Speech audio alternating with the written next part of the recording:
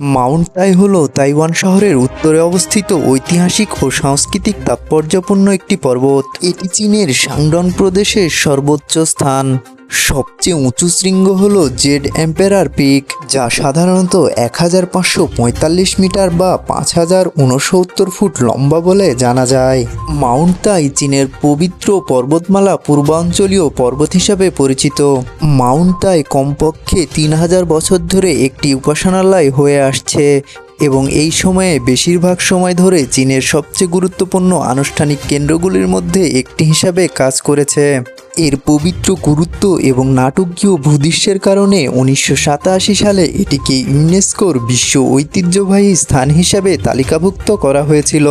তাই পর্বতটি পশ্চিম শাংডংয়ে অবস্থিত, তাইওয়ান শহরের ঠিক উত্তরে এবং প্রাদেশিক রাজধানী জিনানের দক্ষিণে।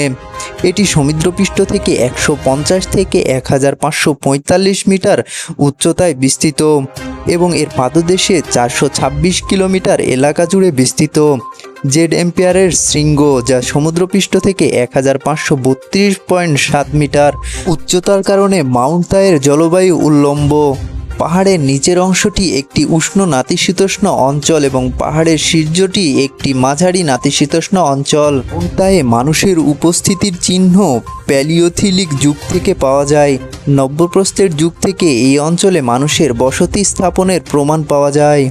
এই সময় পাহাড়ের কাছে দুটি সংস্কৃতির উদ্ভব হয়েছিল, দক্ষিণে দাওয়েনকো সংস্কৃতি এবং উত্তরে লংশান সংস্কৃতি। মাউন্ট তাই একটি হেলে থাকা ফল্ট ব্লক পর্বত, যার উচ্চতা উত্তর থেকে দক্ষিণে বৃদ্ধি পাচ্ছে। এটি পূর্ব চীনে ক্যাম্ব্রিয়ান যুগের প্যালিও রূপান্তরিত গঠনের প্রাচীনতম উদাহরণ এবং এটি তাইশান কমপ্লেক্স নামেও পরিচিত। মাউন্ট তাই মধ্য শাংডংয়ের বিশাল সমভূমি থেকে হঠাৎ করে উঠে এসেছে এবং প্রাকৃতিকভাবে এখানে অনেক মনোরম স্থান রয়েছে।